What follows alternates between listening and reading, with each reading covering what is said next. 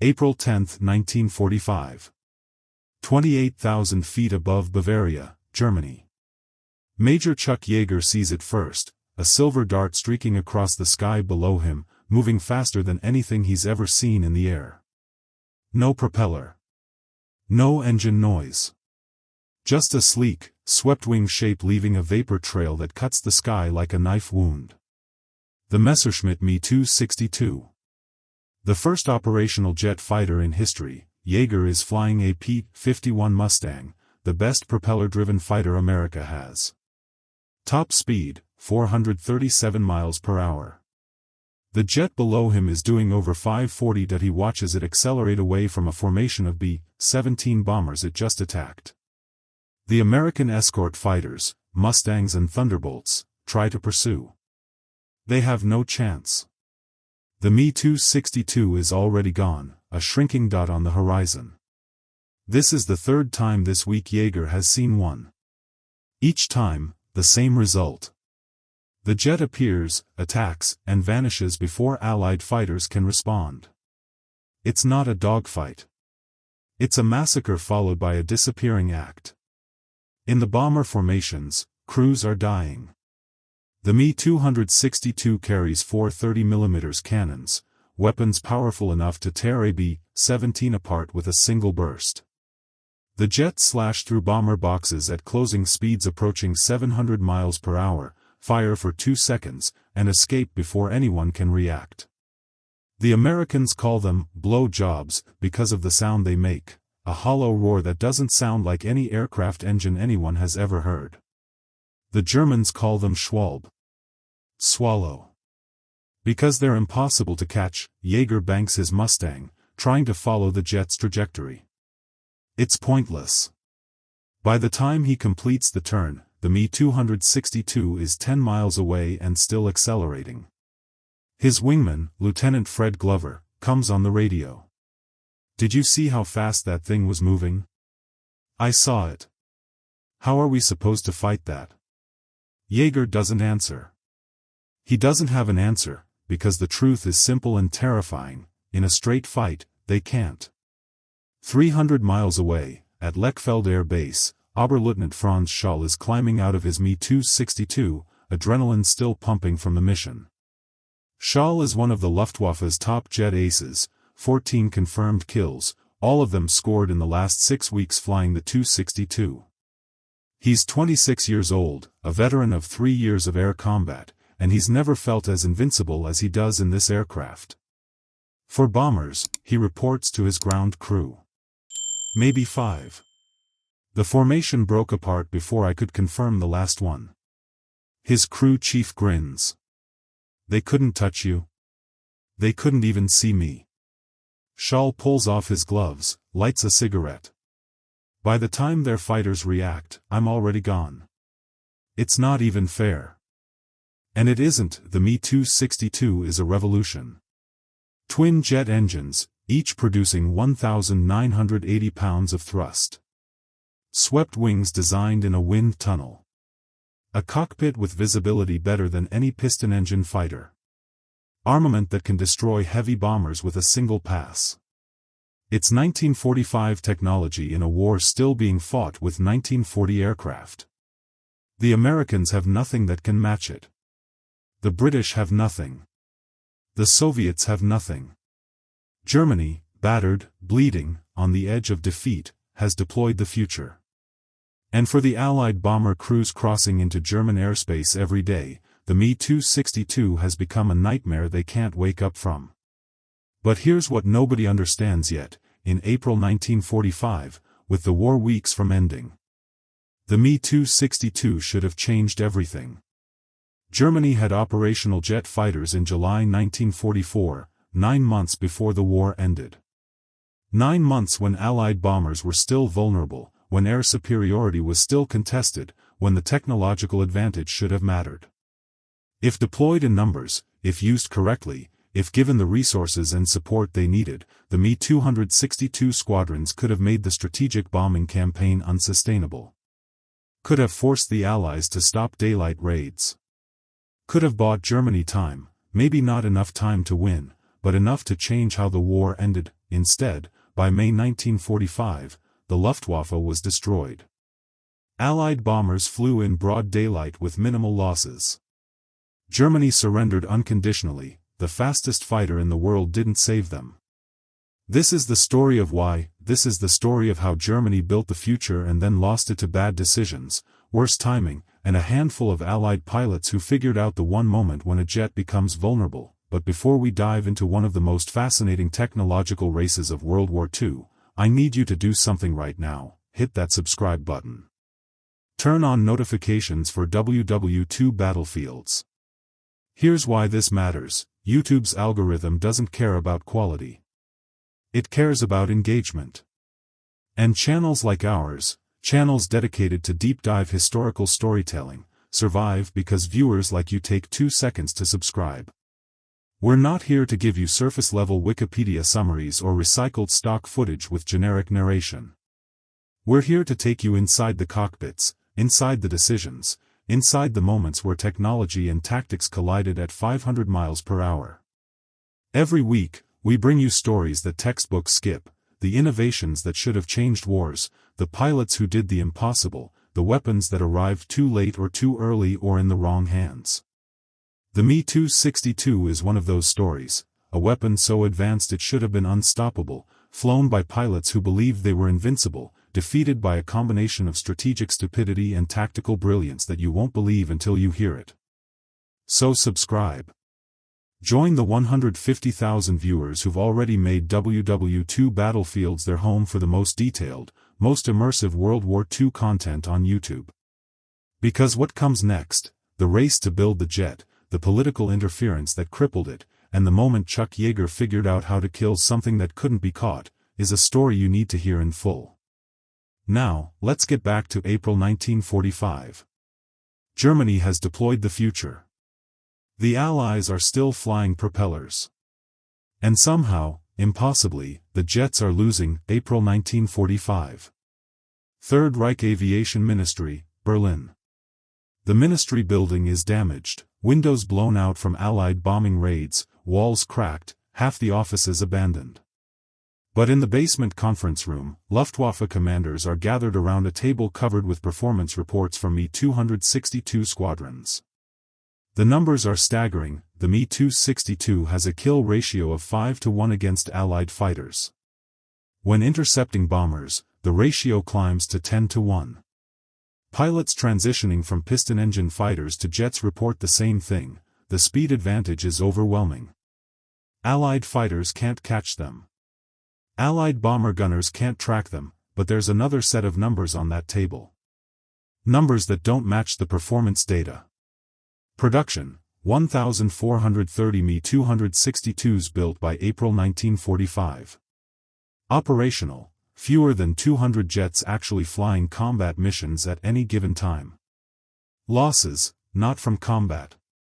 From fuel shortages, parts shortages, undertrained pilots, and Allied bombing of the factories and airfields where jets are built and based. General Adolf Galland, one of Germany's top fighter aces, now commanding jet fighter units, stares at these numbers with barely controlled fury. "We built the perfect weapon," he says quietly, "and we're strangling it with logistics and incompetence." The other officers don't respond. What can they say? Germany has deployed the future. But the present: fuel depots bombed, factories destroyed, experienced pilots dead, airfields cratered, is killing the future before it can matter, and it all started 3 years earlier, with a decision that would haunt German aviation for the rest of the war. A decision made by Adolf Hitler himself. May 26, 1943. Messerschmitt Factory, Augsburg, Germany. Adolf Hitler stands in front of a prototype Me-262, walking around it slowly, studying every angle. He's been brought here to see Germany's secret weapon, the world's first operational jet fighter. The engineers are nervous. This is the Führer. Everything depends on his approval. Willy Messerschmitt himself conducts the briefing. He explains the revolutionary engines, the swept-wing design, the speed advantage. He shows performance charts. The Me-262 is 100 miles per hour faster than any Allied fighter. It can climb faster, turn tighter at high speed, and carry heavier armament. It will achieve air superiority, Messerschmitt promises. Our pilots will be untouchable. Hitler listens, nods, asks technical questions. Then he asks the question that will doom the entire program. Can it carry bombs? The engineers exchange glances. The Me-262 is designed as an interceptor, a fighter built to shoot down enemy bombers. Yes, it could theoretically carry bombs, but that's not what it's for. Adding bomb racks will compromise its performance, reduce its speed advantage, turn a superior fighter into a mediocre bomber, but you don't tell Adolf Hitler no. Yes, Mein Führer, Messerschmitt says carefully. It could be modified to carry bombs. Hitler's eyes light up. How many? Perhaps 500 kilograms. But the aircraft is designed for. This will be my Blitz bomber, Hitler interrupts. My fast bomber. I want every Me-262 configured to carry bombs. When the Allies invade France, we will strike their beaches faster than they can react. This is not a fighter. This is a revenge weapon. The engineers are silent. They've just watched their interceptor, their air superiority fighter, get transformed into a bomb truck by executive order. Messerschmitt tries to argue. Mein Führer, if we use the Me-262 as a bomber, we sacrifice its greatest advantage, speed in air-to-air combat. The Allies are destroying our cities with daylight bombing raids. We need this aircraft to defend. I have made my decision. Hitler's voice is final. The Me-262 will be a bomber first. Fighter production is secondary. He leaves the factory. Behind him, the engineers stand in stunned silence. They've just built the future. Hitler has turned it into the past. For the next 18 months, the Me-262 program is crippled by this single decision. Engineers waste months redesigning the aircraft to carry bombs. Test pilots fly bombing missions instead of developing fighter tactics.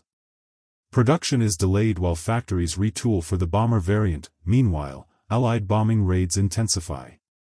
B-17s and B-24s fly in broad daylight, destroying German factories, oil refineries, transportation networks.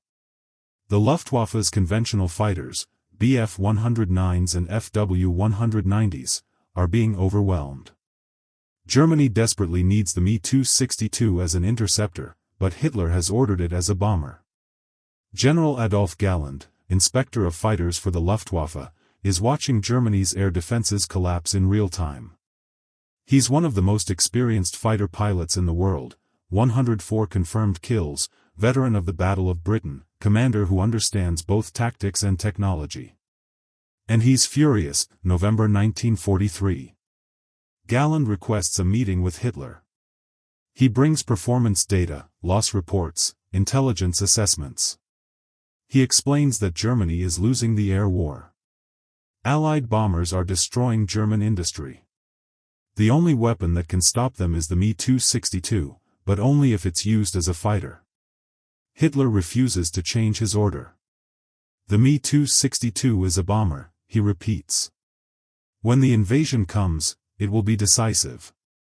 Galland leaves the meeting knowing the war is being lost by stupidity more than enemy action, but he doesn't give up. Over the next year, Galland and other Luftwaffe commanders engage in what can only be called bureaucratic sabotage. They slow-walk the bomber modifications. They accidentally produce fighters instead of bombers. They claim technical problems require testing the aircraft in fighter configuration. It's a dangerous game. Defying Hitler's direct orders can mean execution. But they do it anyway because they're watching their pilots die. June 6, 1944. D-Day. The Allied invasion of Normandy begins. Hitler has promised that his Blitz bombers, his fast Me-262 bombers, will destroy the invasion beaches. Exactly 0 Me-262s participate in the defense of Normandy. The aircraft isn't ready. The bomber modifications aren't complete. The units aren't trained.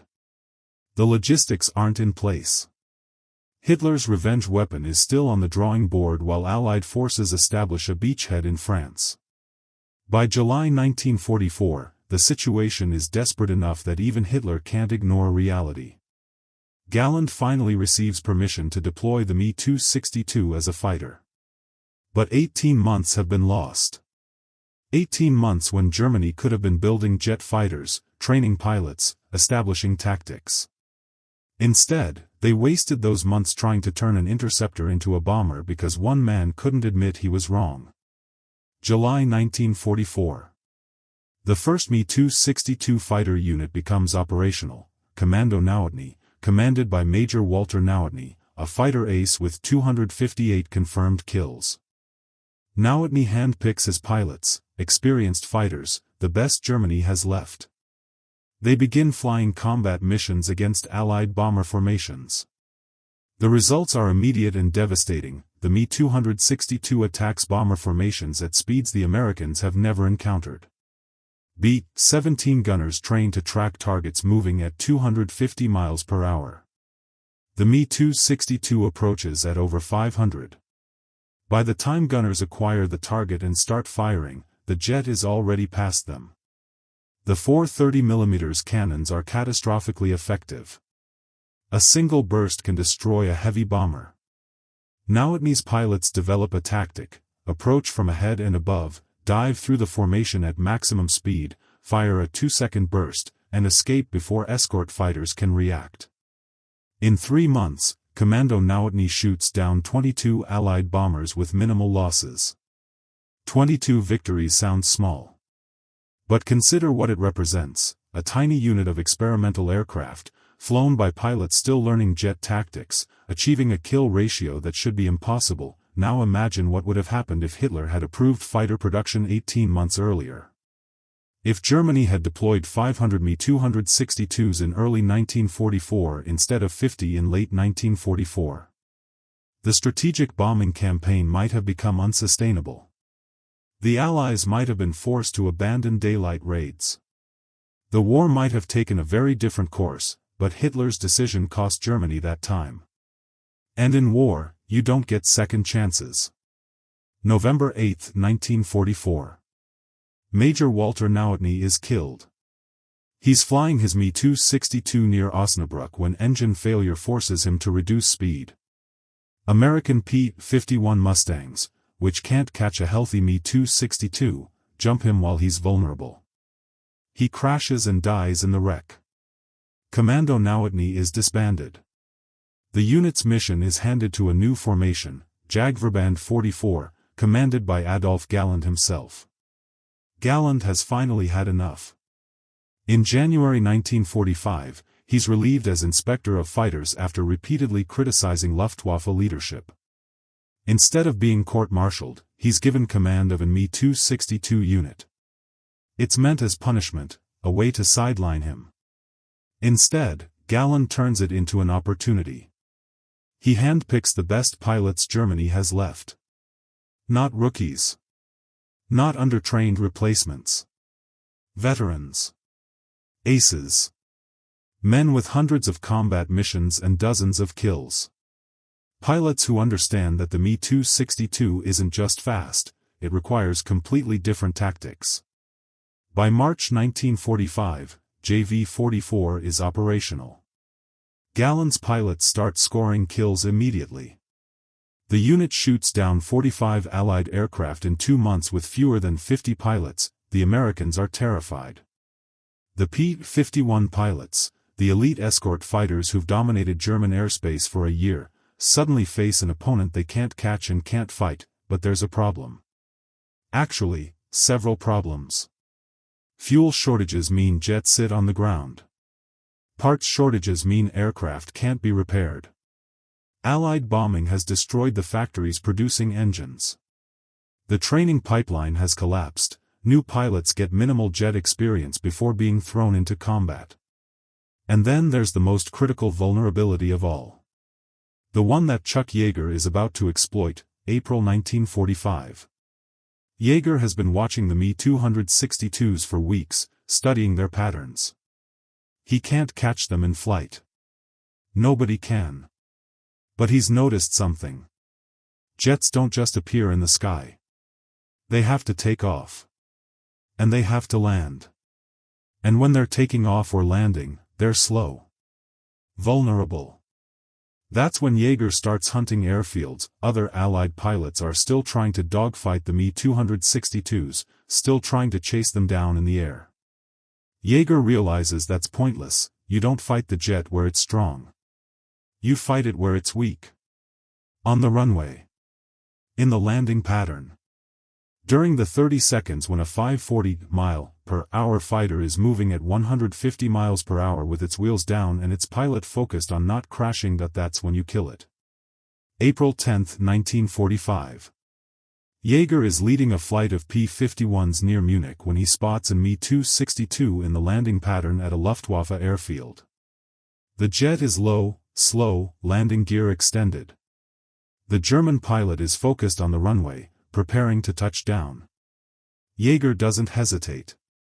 He dives from 20,000 feet, building speed, positioning his Mustang behind and below the jet. The Me-262 pilot never sees him. Never knows Yeager is there until the Mustang's 6.50 caliber machine guns open fire at 300 yards. The burst lasts 2 seconds. The Me-262 explodes, cartwheels across the airfield, and disintegrates. Yeager pulls up, adrenaline pumping, and radios his wingman, "Splash one bandit." He's just done what everyone said was impossible. He's killed a jet fighter flying a propeller aircraft. Not by being faster. By being smarter. Word spreads through the Allied fighter units immediately. Yeager's tactics become standard doctrine within days. Don't chase the jets in the air. Hunt the airfields. Wait in the landing pattern. Catch them when they're vulnerable. Other pilots start scoring Me-262 kills. The jets, so untouchable at altitude, start dying on approach, on takeoff, in the circuit. German pilots notice. They start taking desperate measures. Some try landing at alternate airfields to avoid ambush. Some extend their approaches, trying to spot Allied fighters before committing to landing. Some simply run out of fuel and crash trying to avoid the American hunters. The technological advantage is being negated by tactical innovation. Germany built the future. The Allies figured out when the future was mortal. April 1945. Jagdverband 44 Base, Munich-Riem Airfield. Adolf Galland is standing on the tarmac, watching smoke rise from the wreckage of a Me-262 that never made it to the runway. Lieutenant Klaus Neumann, 23 years old, 6 weeks of jet training, 14 combat missions, is dead. Shot down by a P-51 while on final approach, his aircraft traveling at 140 miles per hour with landing gear extended. In the air, Neumann was untouchable. On the ground, he was target practice. This is the 4th jet Galland has lost this week. Not to enemy fighters in combat. Not to mechanical failure. To ambush. To Allied pilots who figured out the one moment when a 540-mile-per-hour fighter becomes a sitting duck. Galland lights a cigarette, his jaw tight with frustration. "They're hunting us," his operations officer says quietly. "Every airfield. Every landing pattern. They're waiting for us." "I know. What do we do?" Galland doesn't answer immediately. What can he do? His pilots still need to land. They still need to take off. And every time they do, they're vulnerable. The technological advantage, the speed, the firepower, the revolutionary design, means nothing if you can't safely get the aircraft back on the ground. The Americans have turned the Me-262's greatest strength into its greatest weakness. Let me tell you something about the final weeks of the Me-262 program that most documentaries skip. The jets weren't defeated by superior technology. They were defeated by logistics, timing, and tactical adaptation. By April 1945, Germany had built nearly 1,400 Me-262s. On paper, that should have been enough to devastate Allied bomber formations. But here's what the numbers actually looked like. 1,400 aircraft built, fewer than 200 operational at any time. Why? Let's break it down. Fuel. The Me-262 consumed massive amounts of jet fuel, fuel Germany didn't have.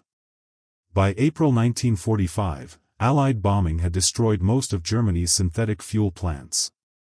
Jets sat on airfields, fully armed, unable to fly because there was no fuel in the tanks.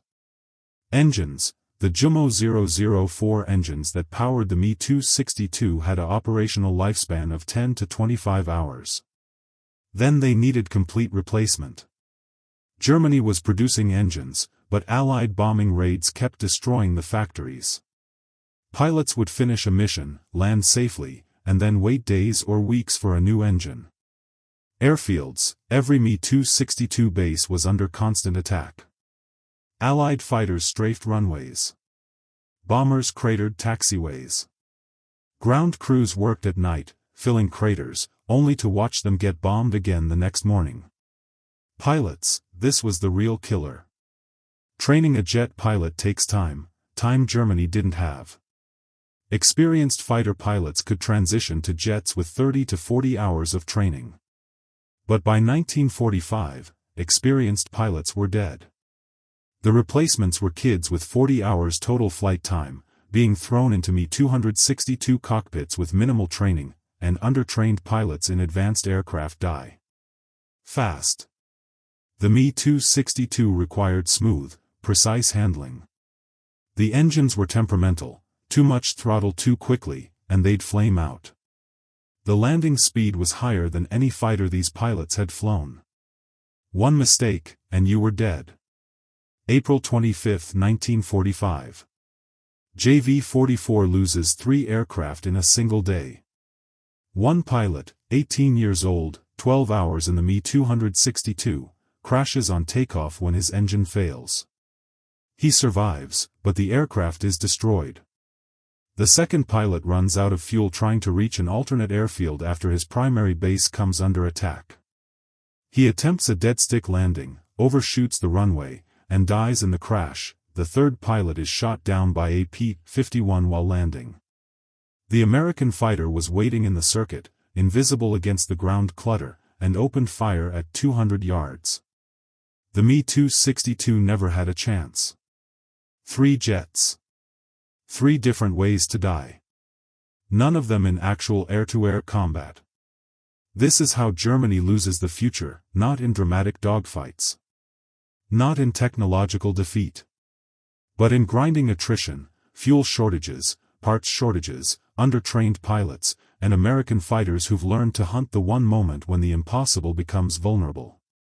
Galland knows it's over. Everyone knows it's over. But they keep flying anyway. Section 4, The Last Mission. April 26, 1945. 0530 hours. Munich Riem Airfield. Adolf Galland walks to his Me-262 in the pre-dawn darkness. He's 43 years old, ancient by fighter pilot standards. He has 104 confirmed kills in conventional fighters. In the Me-262, he's added 7 more. This will be his last combat mission. Not because he's quitting. Because there's no more fuel. No more time.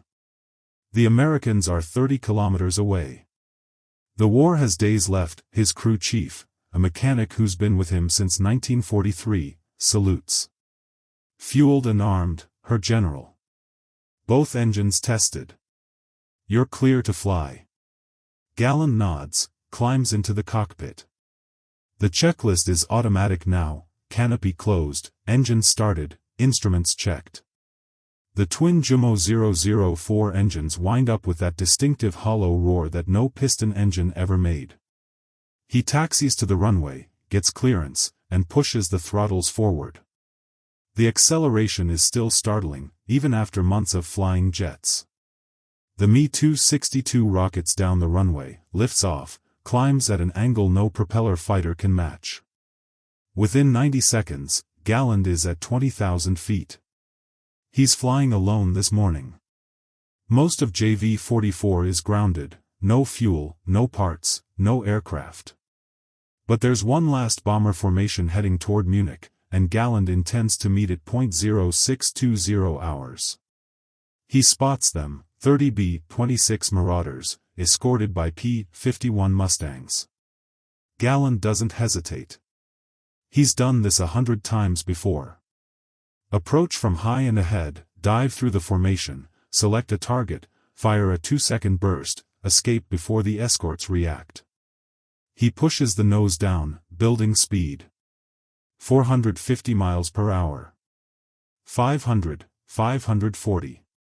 The bombers are huge in his gunsight now. He selects the lead aircraft, a B-26 painted with nose art he can't quite make out at this distance. His finger tightens on the trigger. The 430mm cannons roar. The tracers arc forward.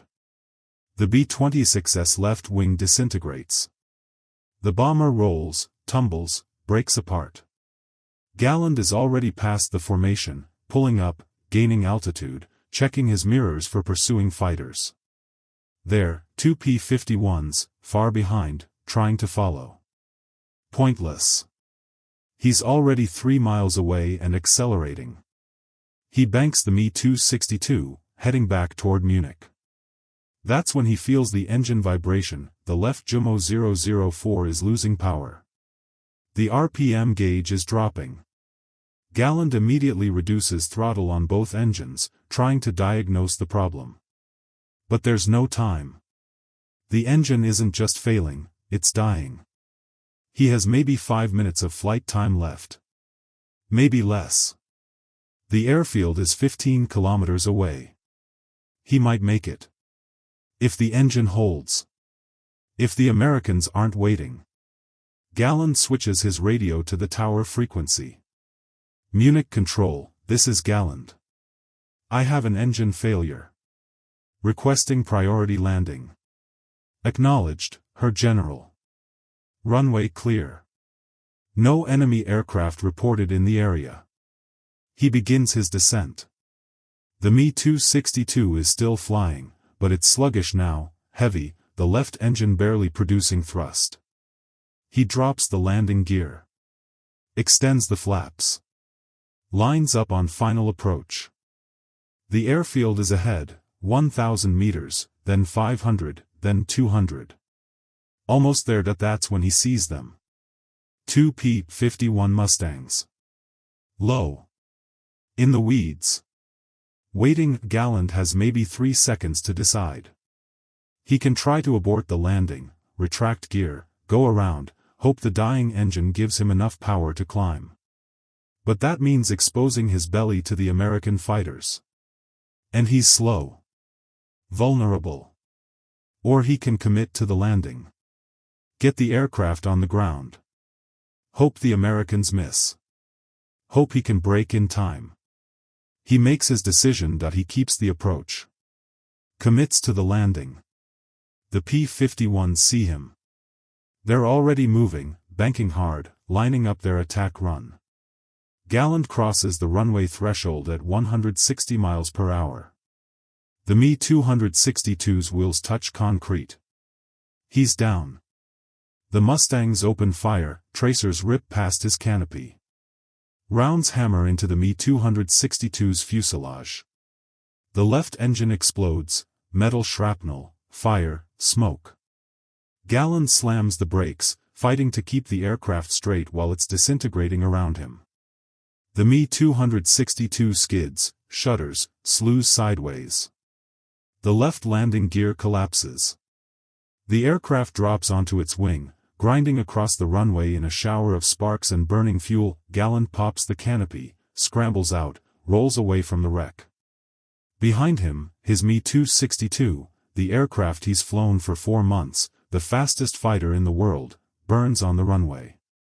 The P-51s make another pass, strafing the wreckage to make sure it's destroyed, then climb away. Galland lies on the tarmac, watching the smoke rise. His ears are ringing. His ribs hurt. But he's alive. His crew chief runs toward him. Her general. Are you injured? Galland sits up slowly. I'm fine. He stares at the burning jet. Is that the last one? Yes, sir. That was the last operational aircraft. Galland nods. Of course it was. Section 5, The Reckoning. May 8, 1945. Germany surrenders, the war in Europe is over. Final tally for the Me-262 program. Aircraft built, 1,430 aircraft operational at any time, fewer than 200. Total kills, approximately 542 Allied aircraft destroyed. Total losses, over 100 Me-262s lost in combat, most on takeoff or landing. Those numbers tell the whole story. The Me-262 was a genuine revolution in aviation technology. Faster than anything else in the sky. More heavily armed. Capable of tactics that conventional fighters couldn't match. But technology alone doesn't win wars. The Me-262 was strangled by political interference. Hitler's disastrous decision to prioritize bomber variants cost the program 18 critical months. Industrial collapse. Allied bombing destroyed the factories, fuel supplies, and infrastructure needed to sustain jet operations. Training failures. Inexperienced pilots couldn't extract the full potential from an advanced aircraft. Tactical adaptation. Allied pilots figured out the Me-262's vulnerabilities and exploited them ruthlessly. And timing. Always timing that if the Me-262 had been deployed in 1943, when Germany still had fuel, experienced pilots, and functional infrastructure, it might have changed the air war. Not enough to win. But enough to delay the inevitable. Instead, it arrived in 1944, when Germany was already losing. And by 1945, when units like JV-44 were finally operational, it was too late. The future arrived. But the present had already decided the outcome. Epilogue. What happened next? Chuck Yeager survived the war. On October 14, 1947, he became the first pilot to break the sound barrier, flying the Bell X-1 rocket plane. The same tactics he used against the Me-262, patience, timing, exploiting vulnerability, served him throughout a legendary test pilot career. Adolf Galland survived the war. He surrendered to American forces in May 1945, was briefly imprisoned, then released. He worked as an aviation consultant in Argentina, then returned to Germany. He died in 1996, age 83. In later interviews, Galland was asked if the Me-262 could have changed the war's outcome if deployed earlier. His answer, no. But it would have made our defeat more expensive for the Allies. The Me-262 became the foundation for jet fighter development worldwide. The Americans studied captured examples. So did the British. So did the Soviets. Within 5 years, every major military power had operational jet fighters. Within 10 years, propeller-driven fighters were obsolete. Germany built the future. They just built it too late, with too few resources, hampered by too many bad decisions. And in war, too late is the same as never. Final thoughts. This story isn't really about jets versus propellers. It's about innovation versus execution. Technology versus logistics.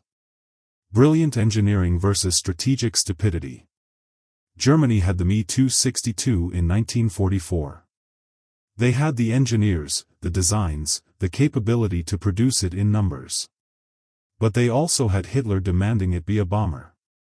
They had fuel shortages. They had undertrained pilots. They had Allied fighters learning to hunt them on the ground. The fastest aircraft in the world couldn't outrun those problems. And that's the real lesson of the Me-262. Having the best technology means nothing if you can't deploy it effectively, support it logistically, and adapt tactically when the enemy figures out your weaknesses. The Germans built the future, the Allies beat it with smarter strategy, better logistics, and pilots like Chuck Yeager who understood that you don't fight where the enemy is strong, you fight where they're vulnerable. even if that vulnerability only lasts for 30 seconds on a landing approach. If you made it this far, you now know the full story of one of World War II's most fascinating technological races, a story of revolutionary engineering, catastrophic mismanagement, and tactical brilliance. This is why we do what we do at WWII Battlefields. Deep dives. Real stories. The details that matter. Hit subscribe. Turn on notifications. And we'll see you in the next video, where we're covering another piece of World War II history that deserves to be told in full. Until then, remember, wars aren't won by who has the best weapons. They're won by who uses their weapons best.